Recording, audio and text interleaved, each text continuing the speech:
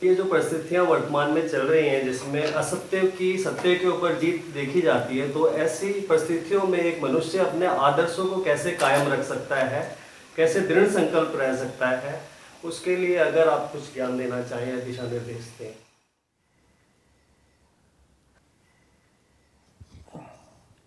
पहली बात तो ये है कि असत्य आज तक सत्य पे जीता नहीं। कोई है यहां पर जो असत्य का पक्ष लेना चाहता हो? असत्य भी यदि कभी जीतता प्रतीत होता है तो सत्य का नाम लेकर, सत्य का चेहरा पहनकर। असत्य बेचारे की मजबूरी यह है कि वो खुलेआम बोल भी नहीं सकता कि मैं असत्य हूं, क्योंकि अगर वो खुलेआम बोलेगा कि मैं असत्य हूं तो लोग पूछेंगे ये बात सत्य है कि असत्य। असत्य को भी कहना यही पड़ता है कि मैं, तभी आप उसके फेर में आते हैं, नहीं तो आएंगे नहीं। असत्य कभी जीतता नहीं। सत्य या तो सीधे सीधे जीतता है या असत्य के रूप में जीतता है। और जो ये खेल चल रहा है ये कोई आज का नहीं है। वर्तमान में कोई सामाजिक परिस्थितियां विशेष रूप से भ्रष्ट नहीं हो गई हैं। आदमी जैसा है वैसा सदा से था, आदमी का मन जैसा है वैसा सदा से था। ये खेल लगातार चलता ही आ रहा है, लेकिन हमें नए की उम्मीद रहती है। और चूंकि हमें नए की उम्मीद रहती है इसीलिए हम इस खेल में फंसे रहते हैं। नए की उम्मीद कई तरीकों से हो जाती है। नए की उम्मीद ये भी बता देती है हमें कि देखो नया नया कुछ अच्छा हो रहा है,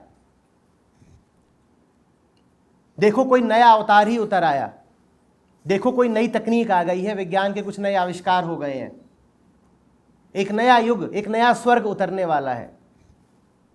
यह भी मन की जो नए की चाहत है उसका प्रतीक है। और मन की जो नए की चाहत है वो इसमें भी परिलक्षित होती है कि देखो ये युग विशेषतया गर्हित है। यह भी तो एक नई ही बात हुई ना, कि पहले जितना बुरा नहीं होता था अब उससे ज्यादा बुरा हो रहा है। नई बात। ये मन की जो नए की तलाश है वो इन सवालों के माध्यम से प्रकट हो रही है। और चूंकि मन को नए की तलाश है इसीलिए चक्र चलता रहेगा। मन नए को बाहर खोजेगा, समय में खोजेगा, परिस्थितियों में खोजेगा। ये जिसको आप सत्य सत्य का खेल कह रहे हैं ये लगातार चलता रहा है। जिनके लिए चलना था उनके लिए चला, जिनके लिए नहीं चलना था उनके लिए नहीं चला। अन्यत्र मैंने कहा था कि जो परम उसे परम, जो भरम उसे भरम। जिन्होंने जाना उन्होंने सदा जाना, जिन्होंने नहीं जाना उन्होंने कभी नहीं जाना। कुरुक्षेत्र में एक था जिसे गीता मिल रही थी और बहुत सारे थे जो खम ठोक रहे थे और लड़ने को तैयार थे। वहीं पर जहां पर गीता की देशना चल रही है चारों ओर लोग एकत्रित हैं जिन्हें उस उपदेश से कोई लेना ही देना नहीं। वो अपनी ही दुनिया में मगन है। वो कह रहे हैं आज इसको कैसे मारना है, बाण पे धार रखी कि नहीं, व्यूह रचना कैसी है। जिसको जिधर रहना होता है रहता है। भक्ति का जो स्वर्ण युग था वो युग भी था जब भारत पर हमले दर हमले हो रहे थे। और उसी समय संत मीठे गीत गा रहे थे। पंजाब आक्रांत था। मैंने बुल्ले शाह का जिक्र किया थोड़ी देर पहले।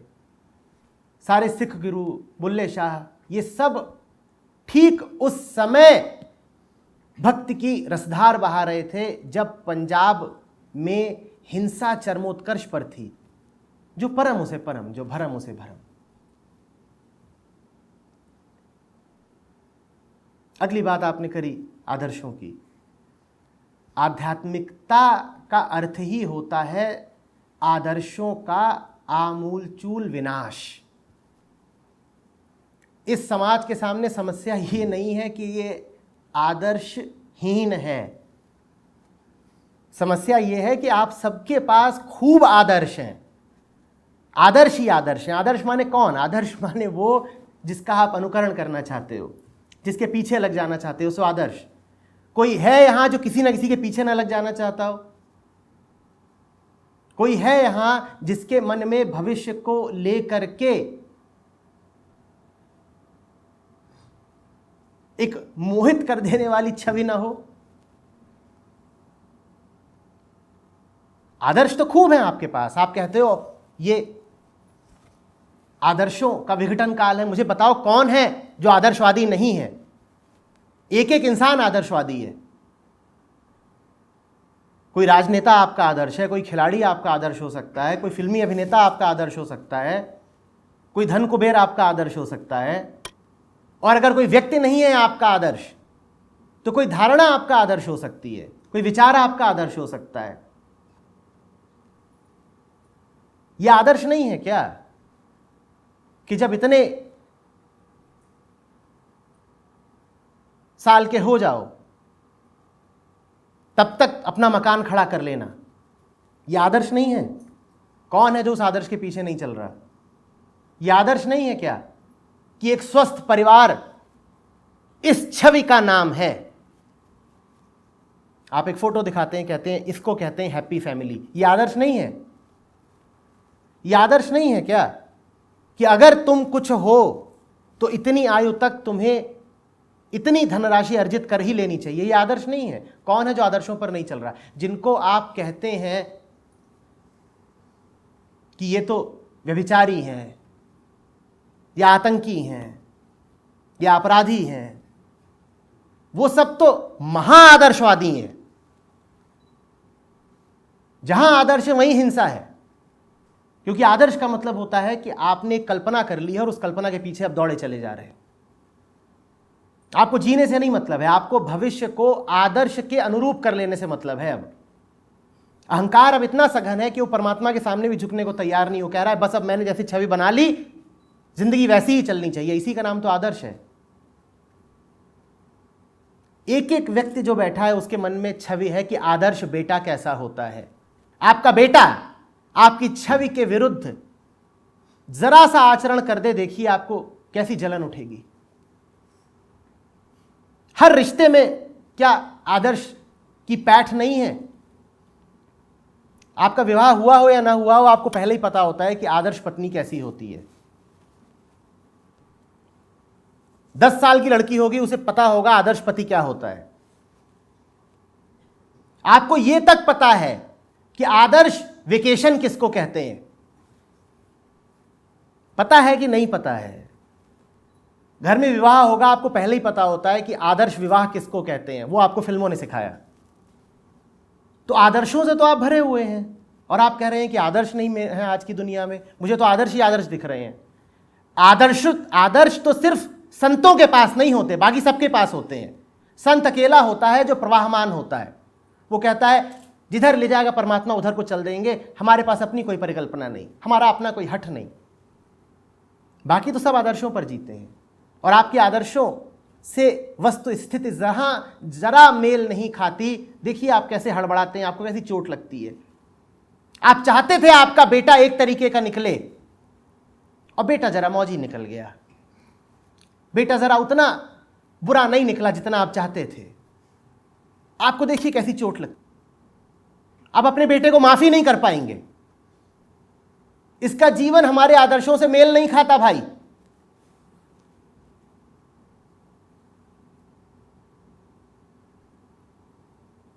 आपके महान आदर्शवाद का करें क्या?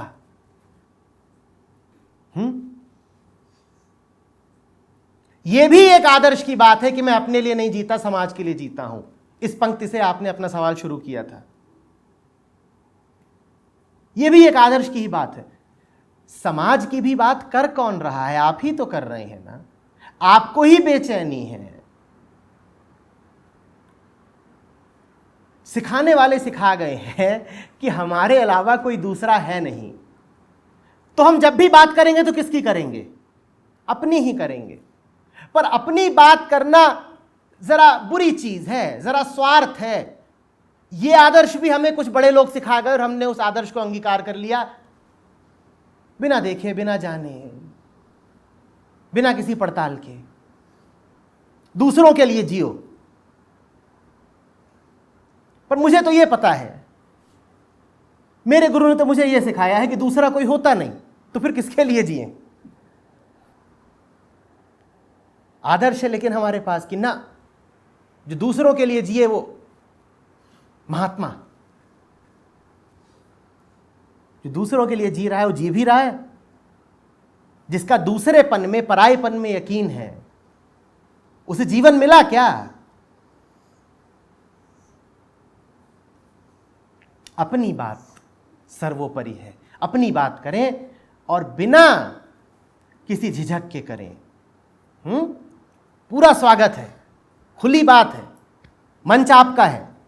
छोड़िए समाज को, आप जैसे हैं समाज वैसा है, हम जैसे हो जाएंगे समाज वैसा हो जाएगा। समाज पिछलग्गू है हमारा, छाया है हमारी, प्रक्षेपण है हमारा।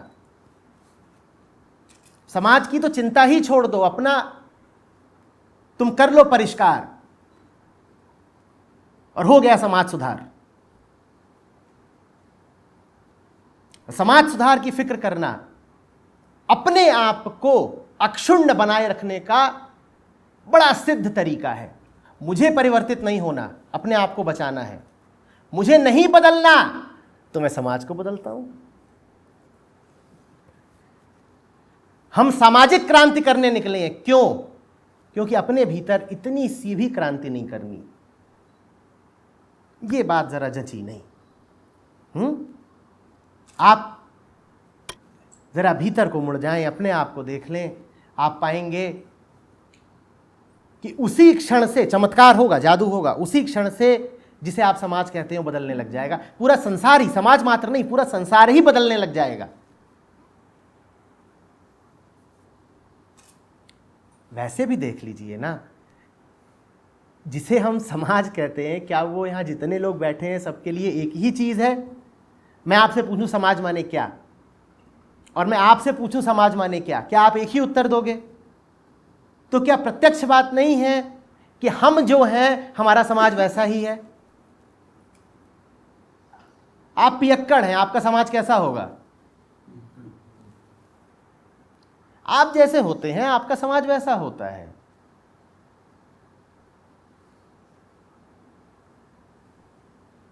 मैंने थोड़ी देर पहले कहा जादू, ये बहुत जादुई बात है कि दूर कहीं एकांत में बैठा हुआ भी यदि कोई परिवर्तित हो जाता है तो उसके माध्यम से पूरी दुनिया कैसे बदल जाती है। भारत में ये परंपरा सदा से थी कि जो वास्तव में ध्यान में रत हो जाए, कि भक्ति में लग जाए, उसे अब छेड़ना मत, परेशान मत करना। जो संन्यास्त होने का मन बना ले उसका विरोध मत करना, बल्कि हो सके तो उसे खाने पीने की आपूर्ति किए जाना। और उससे यह मत पूछना कि तू कुछ करता तो है नहीं तो तुझे खाना पीना कपड़ा क्यों दे। क्योंकि यह राज समझ लिया गया था कि एक आदमी जो जग गया उसके जग भर जाने से सबका कल्याण हो जाता है। तो उसे चुपचाप खाना पीना दिए जाओ, अकेले बैठे रहने दो। यह मत पूछो कि तू श्रम कितना करता है। वो श्रम कर रहा है, उसका श्रम आंतरिक है।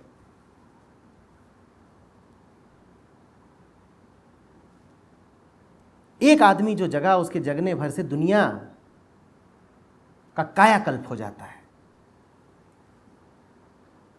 उपनिषद कहते हैं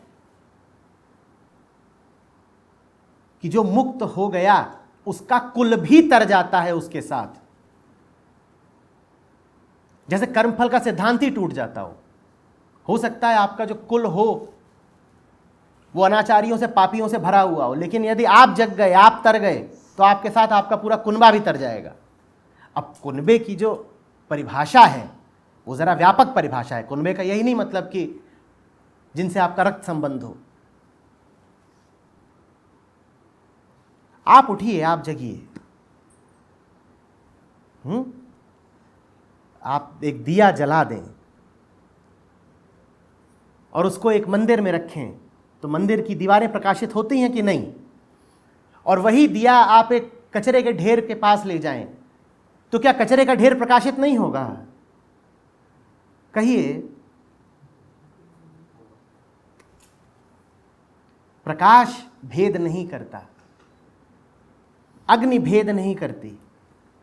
वही लौ जो मंदिर में देवता के सामने स्तवन कर सकती है, ठीक वही लौ जा करके कचड़े को जला सकती है। देवता के सामने देखिए कैसी विनम्र विनीत रहती है। देखा है लौ को? देवता के चरणों में है, हाथ जोड़े जल रही है, बहुत सर नहीं उठा रही। वही लौ जब कचड़े के पास जाती है तो कचड़े के लिए महाकाल बन जाती है।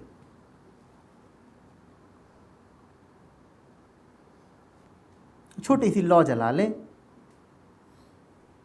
उससे फिर जो होना होगा वो हो जाएगा। धर्म के बारे में मुझे आपसे जानना है कि धर्म का जो पर्पस है वो ईश्वर की इबादत करना है, आराधना करना है। साथ साथ ये भी है कि आपस में प्रेम रहे लोगों में, जो परेशानियां हो हमारी दूर हो जाएं। आज के समय में जो देखने को मिल रहा है, धर्म का जो है इस्तेमाल किसी अन्य चीज़ों की नहीं किया जा रहा है, और जो स्पिरिचुअलिटी है वो कहीं देखने को नहीं मिल रही है जिससे सुकून मिले, चैन मिले। उसके बारे में आपकी क्या इस पे राय है?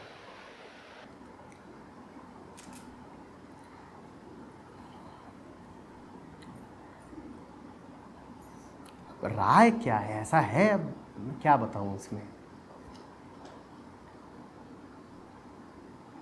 जो आपको आपके अपने व्यक्तिगत केंद्र से लगता है कि करना चाहिए वो आप करोगे ही। जब आपसे बात हो रही थी तो हमने कहा था कि असत्य कभी ये बोल के तो नहीं खुलेआम घूमेगा ना कि मैं असत्य हूं। अधर्म कभी ये खुलेआम घोषणा तो नहीं करेगा ना कि मैं अधर्म हूं। तो जिसको जो करना है वो कर रहा है, और जिसको जो करना है उसी को धर्म का नाम दे रहा है।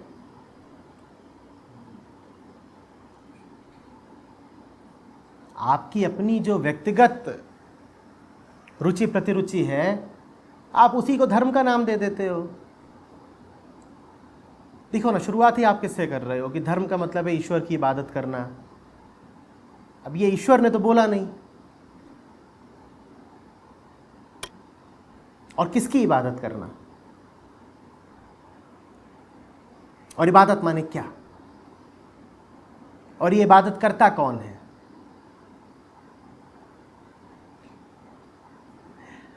पर कुछ बातें ऐसी होती हैं जिन्हें हम छेड़ना ही नहीं चाहते। उन्हें हम कहते हैं कि ये बातें तो पक्की पक्की हैं। सच पूछिए तो सबका एक ही असली धर्म है। जानते हैं क्या? अपने झूठ की रक्षा। उसके अलावा किसी का कोई धर्म नहीं है। उस झूठ की रक्षा के 1000 तरीके हो सकते हैं। आप कोई ग्रंथ उठा लो, उस ग्रंथ से अपने आप को संबंधित कर लो और आप कहो मैं इस ग्रंथ के लिए लड़ रहा हूँ। आप जीवन में कुछ आदर्श तय कर लो, मुझे अपने समुदाय के लिए कुछ करना है, मुझे अपने परिवार के लिए कुछ करना है, मेरा धर्म है कि मैं अपने बेटे को डॉक्टर बना दूंगा, या मेरा धर्म ये है कि मंदिर में 2 दिन जाऊंगा और वहाँ कुछ कर्मकांड इत्यादि करूंगा। आप कुछ भी बना सकते हो। आप चाहे जितने नाम दे दो, उन सब के पीछे कर वही रहे हो आप जो आपको करना है। और आपको क्या करना है? आपको वो करना है जो स्थितियां आपसे करवा रही हैं, कठपुतली जैसे हो। जो आका आपसे सब कुछ करवा रहे हैं, उन्हीं आकाओं ने आपको यह भी सिखा दिया है कि जो कुछ करो वो धर्मोक्त होना चाहिए। जो कुछ करो उसकी अनुमति, स्वीकृति धर्म से मिलनी चाहिए। तो फिर उसमें आप ये भी एक चीज जोड़ देते हो। आप कहते हो मैं ये कर रहा हूं, मैं ये कर रहा हूं, मैं ये कर रहा हूं, मैं ये कर रहा हूं, मैं ये कर रहा हूं, और मैं जो कुछ कर रहा हूं 5 चीजें मैं कर रहा हूं, और मैं जो कुछ कर रहा हूं 6ठी चीज, उसी को धर्म कहते हैं। तो ये सब तो धर्म की अपनी अपनी व्यक्तिगत परिभाषाएं हैं, चलती रहती हैं, क्या बोलूं। वास्तविक धर्म तब होता है जब आप जरा दिल कड़ा कर पाओ, थोड़ी हिम्मत खड़ी कर पाओ अपने व्यक्तित्व से बाहर निकलने की। मेरी व्यक्तिगत परिभाषाओं से आगे कोई और है और नमन है मेरा उसको, तब धर्म है। जब तक आप कह रहे हो मेरी गीता मेरा धर्म ग्रंथ, तब तक धर्म कहाँ है? तब तक तो आप गीता के ऊपर चढ़ के बैठ गए हो। ये धर्म है? जब तक आप कह रहे हो मेरा ज्ञान मेरी शांति, तब तक कहां धर्म है? आप खुद शांति का गला घोट रहे हो। जैसे ही आप कहते हो मेरा धर्म, अधर्म शुरू हो जाता है। धर्म के बारे में कोई कुछ नहीं कह सकता। शास्त्र भी जो कुछ बताते हैं अधर्म के बारे में ही बताते हैं, चेताते हैं कि ये सब अधर्म है, बचना। भाषा भी देखो ना उनकी कैसी होती है, अकाम, अपरिग्रह, अहिंसा, आचौर्य। ये क्या बताया जा रहा है कि किस किस चीज से बचना है। धर्म कोई क्या बताएगा? धर्म का तो मतलब है कि जिसे बताना था वो गया, जिसे सुनना था वो गया, तुम चले जाओ, यही धर्म है। तुम जबरन बैठे रहो ठसक में, यही अधर्म है।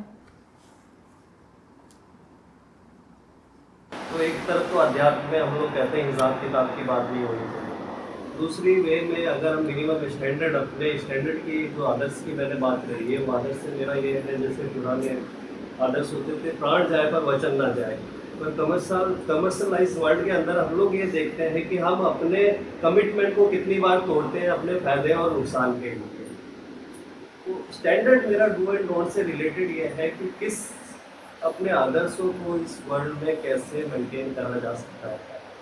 क्योंकि आपके भी 20 आप आदर्श का मतलब समझ रहे हैं क्या है? आदर्श का मतलब मेरा स्टैंडर्ड से है यहाँ पे, जो मेरे आत्मा का कोई स्टैंडर्ड नहीं होता, आत्मा का कोई आदर्श नहीं होता। मेरे को जीवन व्यतीत करते समय मिनिमम स्टैंडर्ड, मैंने सत्य बोलना है या सत्य की राह में नहीं चलना, वो आप तय करना चाहते हैं ना।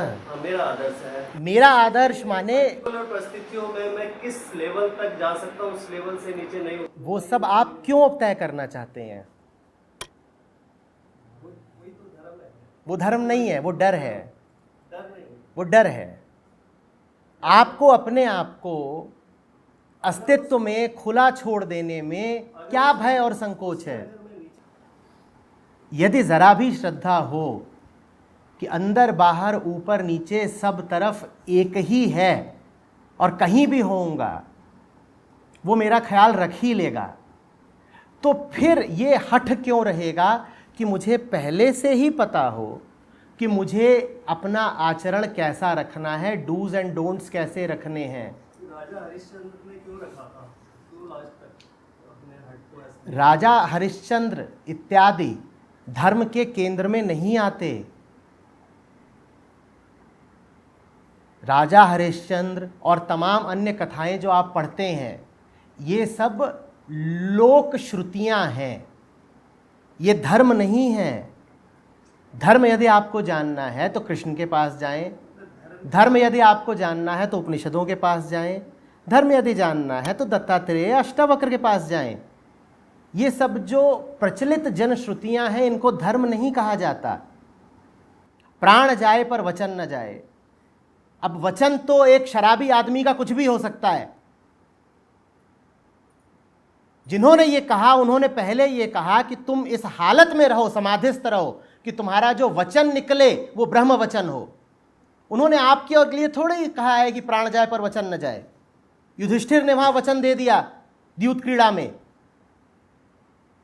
कि द्रौपदी को मैं तुम्हारे हवाले करता हूं दुर्योधन। बड़ा भला करा, प्राण जाए पर वचन न जाए। भाई वचन देने वाले कि पहले कोई हैसियत तो होनी चाहिए ना। वचन देने वाले में पहले कोई आत्मनिष्ठा तो होनी चाहिए ना, उसकी तो पहले बात करिए ना। आत्मा कहाँ है? पागल आदमी के वचन को तो न्यायालय भी स्वीकार नहीं करता। एक पागल आदमी जाए और कोर्ट में गवाही दे, जज कहेगा हटो तुम, वो कहे कि नहीं देखिए साहब, हमारे वचन की बड़ी कीमत है, रघुकुल रीत सदा चली आई, तो सुनेगा कोई? पर नहीं, प्राण जाए पर वचन न जाए। आचरण अपना ऐसा रखना है कि प्राण जाए पर वचन न जाए। अरे पहले होश तो हो ऐसा कि वचन सुनने लायक हो। सड़क पे निकल जाइए, लोगों के वचन सुनिए, सुनने लायक वचन है, तो फिर कैसी बात है ये कि प्राण जाए पर वचन न जाए? वचन से यहाँ पे कमिटमेंट मतलब है। कमिटमेंट आप कुछ भी कर सकते हो, शराब पी के कर दो कमिटमेंट। कमिटमेंट तो आप करते ही रहते हो, सुबह भी आप कमिटमेंट करते हो कि आज उठूंगा 5 बजे, पूरा कर लेते हो। उस कमिटमेंट की कोई कीमत है क्या? और आध्यात्म का मतलब यह बिल्कुल भी नहीं होता है कि अपने वचन के पीछे प्राण दे दूंगा। आध्यात्म का अर्थ होता है सत्य के पीछे प्राण दे दूंगा। अपने वचन के पीछे प्राण देना तो महाअहंकार है कि हमने कह दिया आप पूरा करेंगे। आध्यात्म का अर्थ होता है सत्य जिधर को बुलाएगा उसके पीछे चले जाएंगे। हमारे वचन की, हमारे वादों की कोई कीमत नहीं। सत्य कहता है परमात्मा जिधर बुलाएगा हम चल देंगे, हमारे वचन की क्या कीमत है? तो धर्म के नाम पर आप कहानियां लेकर के बैठ जाते हो कि हरिश्चंद्र की कहानी और रघुकुल रीत की कहानी, ये धर्म थोड़े ही है। आपको परमात्मा की सुननी है या अपना वचन पूरा करना है? और आपके वचन में भी गुरुता तभी आएगी जब पहले आपका वचन आपका न रहे, परमात्मा का रहे। जब आप परमात्मा को समर्पित हो जाते हो तब आपके वचन में भी कुछ वजन आ जाता है, अन्यथा आपके वचन की क्या कीमत है? लोग इतनी बकवास करते रहते हैं, वो सब वचन ही तो है उनका। कहीं प्राण जाए पर वचन ना जाए, तो फिर तो प्राण चलना ही जाना चाहिए। बेहतर हो कि प्राण ही चला जाए, क्योंकि तुम्हारे वचन अगर पूरे होने लग गए तो दुनिया नरक हो जाएगी। तो तुम्हारे वचन पूरे हो, उससे बेहतर है कि तुम्हारा प्राण चला जाए।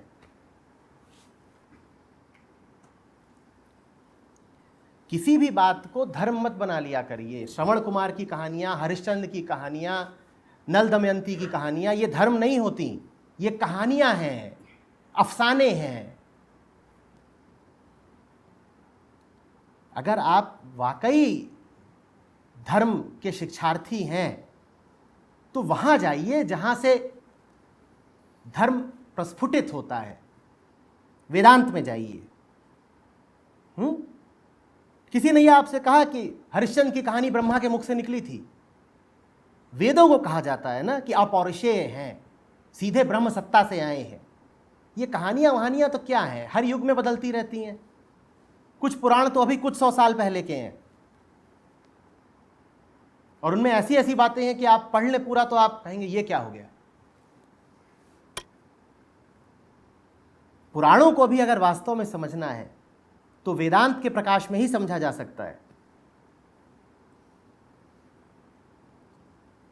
और वचन वगैरह की बहुत कीमत मत रखिएगा। पुराने सारे वचन तोड़ डालिए।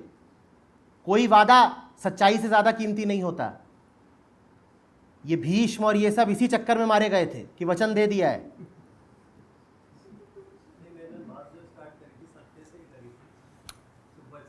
सत्य कोई वचन नहीं होता, सत्य को रखा नहीं जाता, सत्य आपको रखता है। सत्य को आप क्या रखोगे? जो आपको रखे उसे सत्य कहते हैं। वो बहुत बड़ी चीज है, वो आचरणबद्ध नहीं हो सकता। सर जैसे युधिष्ठिर सत्यवादी थे, लेकिन जब बार द्रोणाचार्य को बताने की बात आई थी तो झूठ बोले। तो वो झूठ, मतलब उनको अंदर से तो पता था, अंतर्मन से, कि मैं झूठ बोल रहा हूँ। तो ये तो प्रैक्टिकल चीजें ही, मतलब हाँ, प्रैक्टिकल होना चाहिए।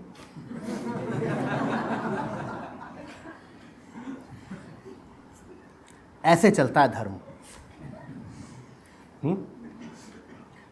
यही है हमारा धर्म। प्रैक्टिकल का मतलब समझते हो? जैसे भी हो सके, जैसे भी हो सके अपना हित साधो। यही है धर्म। जिस दिन ये भावना गिर गई उस दिन जान लेना कि तुम पर धर्म का आशीर्वाद आया। जिस दिन तुमने वास्तव में जान लिया कि तुम कौन हो और तुम्हारा हित किस में है, उस दिन जान लेना कि धर्म का आशीर्वाद उतरा। ये पूजा पाठ, कर्म कांड, किस्से, कहानियां, धूप बत्ती, ये थोड़ा ही धर्म होता है। किताबों की बात हाँ बता रहा था कि जो प्रकाशन की प्रक्रिया है उसमें बहुत बार आपको ज़मीन पर उतरकर मोल करनी होती है, किताब ढंग की नहीं बनी तो आप पैसे काटते भी और उसमें पूरा ये मैंने हाँ बिल्कुल भाई, एक आयाम और दूसरे आयाम में भेद करना सीखिए। इसी भेद का नाम होता है विवेक। कण कण में नारायण है, बिल्कुल है, तो पंखे के नीचे काहे बैठे हैं? धूप में काहे नहीं बैठते? वहां भी तो नारायण है।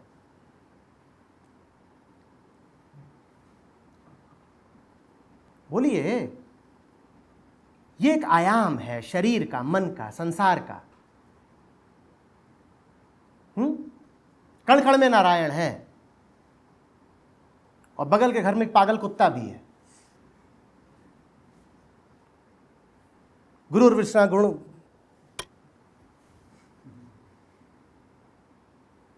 उसको एक भौं विद्या आती है।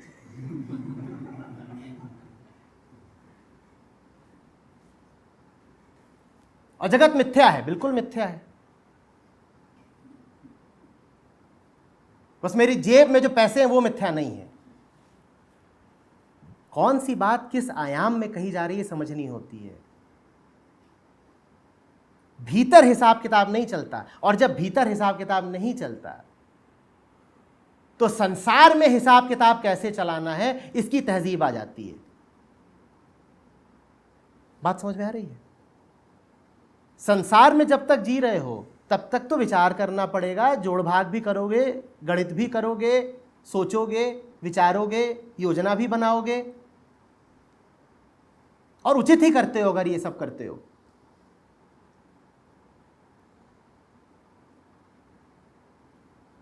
वहां जो करना होता है यहां नहीं करना होता, यहां जो करना होता है वहां नहीं करना होता। एक मूल बात समझना, वहां सर झुकाना होता है और यहां सर बिल्कुल नहीं झुकाना होता। वहां सर उठ न जाए और यहां सर झुक न जाए। तो यहां तो सर बुलंद रख के सर का इस्तेमाल करो, और वहां पर सर झुका रहे सर का इस्तेमाल कर मत लेना। और ये दोनों बातें एक साथ साधनी होती हैं। ये दोनों बातें एक साथ साधनी होती हैं। हिसाब किताब ना करते तो यहां तक कैसे पहुंचते? कहो, पहुंच जाते। सुबह समय बांधा होगा, यह भी तो हिसाब रखने की ही बात है कि नहीं? हिसाब किताब ना करते तो ये जो चौकोर कक्ष है ये चौकोर रह जाता। ये कैसा होता? किसी ने हिसाब ही लगाया है, फीता लेके नापा है और फिर हिसाब लगाया है कि कितना पेंट लगेगा, कितना सीमेंट लगेगा, तब निर्माण हुआ ना। तो तब यहां बैठ करके बड़ा आत्मिक सत्संग चल रहा है। क्या शांति बरस रही है। हा हा हा भाइयों, बड़े हिसाब किताब के बाद बरस रही है, नहीं तो धूप बढ़िया है, पेड़ों की मधुर छांव है। आहा, भक्त चीटे हैं वहां बाहर।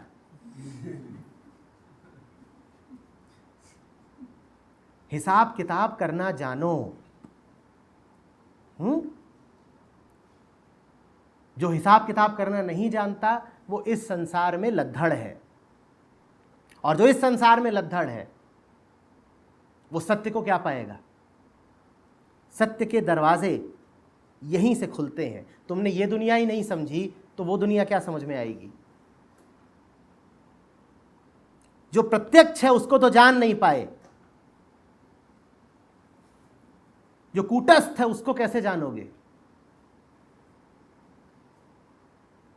दुनिया समझ में आती नहीं, दुनिया कैसे चलती है, लोगों के मन कैसे होते हैं, अरे अपना मन कैसा है, ये संसार की क्या व्यवस्था है, कौन सी चीज किससे जुड़ी है, ये जानो समझो, तब समझ में आएगा कि मन किसको कहते हैं। और समझ गए कि मन किसको कहते हैं तो उसी समझ को आत्मा कहते हैं।